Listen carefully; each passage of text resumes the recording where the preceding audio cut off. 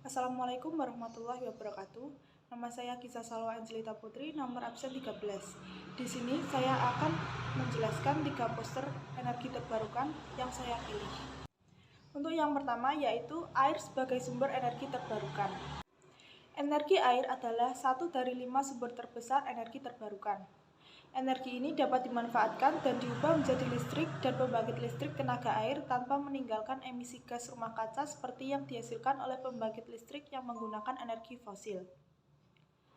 Berdasarkan dari daya listrik yang dihasilkan, pembangkit listrik tenaga air dibedakan menjadi yang pertama, picohydro yang menghasilkan 5 kW, yang kedua, mikrohydro yang menghasilkan 5-100 kW, yang ketiga, mini hydro yang menghasilkan daya di atas 100 kW namun tetap di bawah 1 MW. Yang keempat, bendungan atau dam atau large hydro dengan daya yang dihasilkan sebesar lebih dari 100 MW. Selain menjadi pembangkit, PLTA juga bermanfaat bagi sektor pariwisata.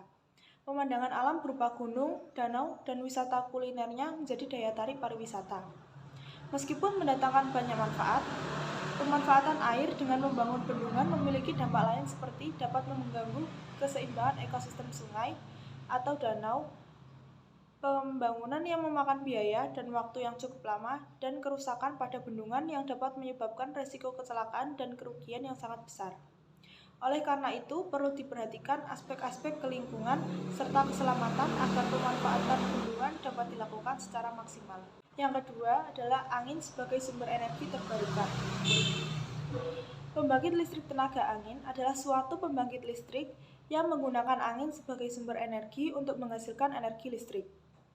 Pembangkit ini dapat mengkonversikan energi angin menjadi energi listrik dengan menggunakan turbin angin atau kincir angin. Untuk cara kerja, pembangkit listrik tenaga angin sederhana bisa dilakukan oleh siapapun. Terlebih lagi bagi masyarakat atau pemerintah daerah yang lokasinya berada di pesisir pantai. Karena di daerah pesisir ini banyak terdapat sumber angin. Energi angin ini juga bisa disebutkan sebagai salah satu energi terbarukan yang bisa dimanfaatkan untuk jangka waktu yang panjang. Selanjutnya, kelebihan dari pembangkit listrik tenaga angin diantaranya yaitu sifatnya terbarukan, sumber energi yang ramah lingkungan, di mana penggunaannya tidak mengakibatkan emisi gas buang.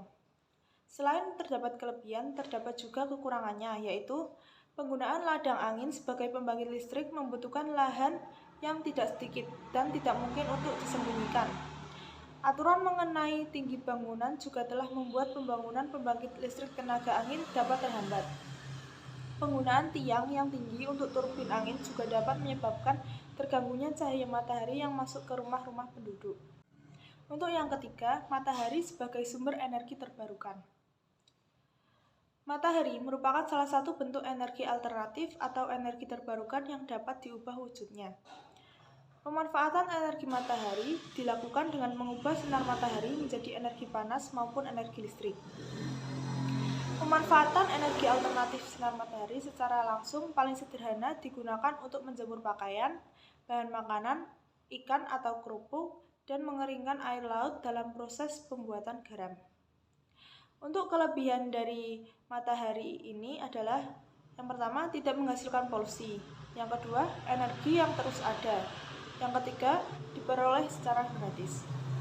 Selain terdapat kelebihan, terdapat juga kekurangannya, yaitu yang pertama membutuhkan tempat yang luas, serta besar kecilnya energi bergantung pada cuaca. Sekian presentasi dari saya. Terima kasih. Wassalamualaikum warahmatullahi wabarakatuh.